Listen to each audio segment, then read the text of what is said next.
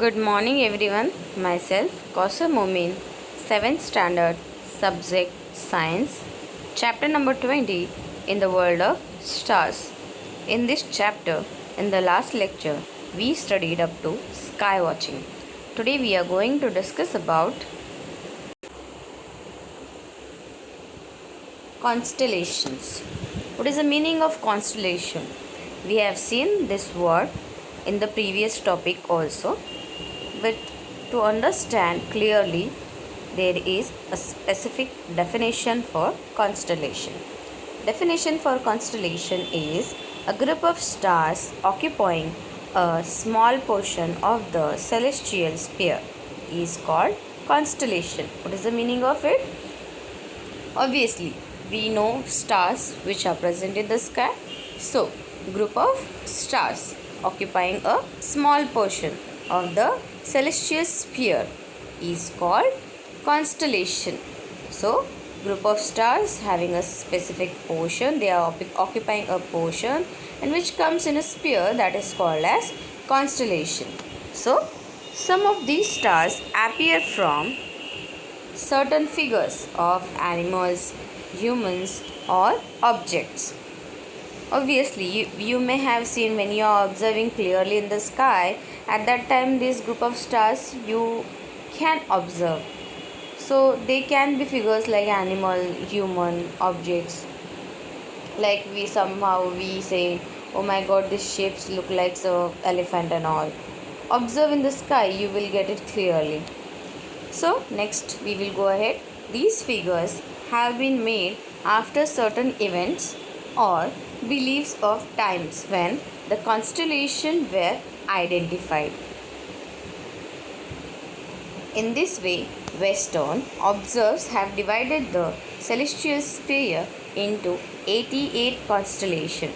The western side, the celestial sphere having divided in 88 constellations.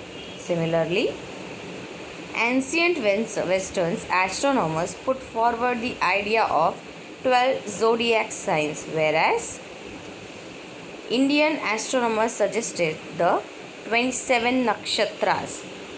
You may have heard about Pandit. We are going to observe the zodiac sign and we are going to see our future. What is then that time they are having the word what is your zodiac sign? The nakshatras are there. So all this related to the stars only. Now first is zodiac sign. The ecliptic has been imagined to be divided into 12 equal parts.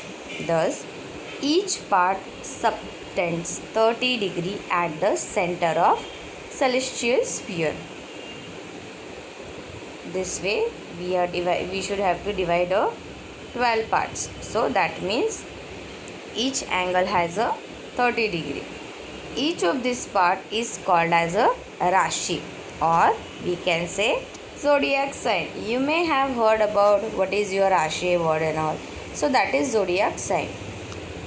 They are named Aries, Taurus, Gemini, Cancer, Leo, Virgo, Libra, Scorpio, Sagittarius, Capricorn, Aquarius and Pisces. These are the zodiac sign, or we can say it as Rashis. So next is Nakshatra. The moon completes one revolution around earth in approximately 27.3 days. 27.3 days means 27 days and 3 hours type of. Okay. So to complete one revolution of moon around the earth, how many days need? 27.3.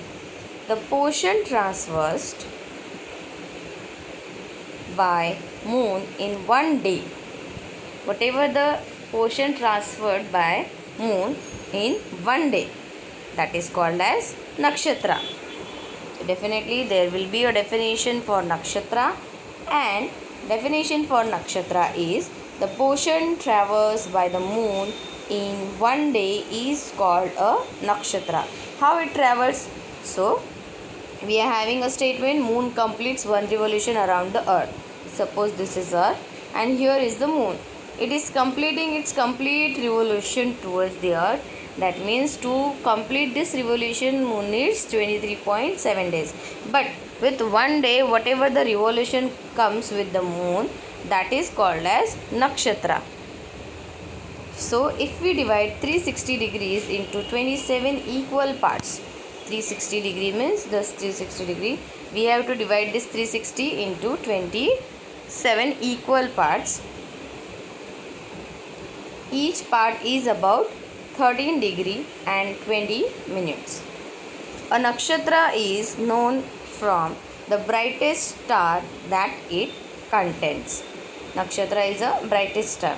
This brightest star is called Yogatra, which nakshatra we can see during a sky watch depends upon position of earth along its orbit. So how we can observe this nakshatra? Due to position of the earth along its orbit. Here I stop my lecture. You have to read and write these two topics, which are zodiac sign and nakshatra. Thank you.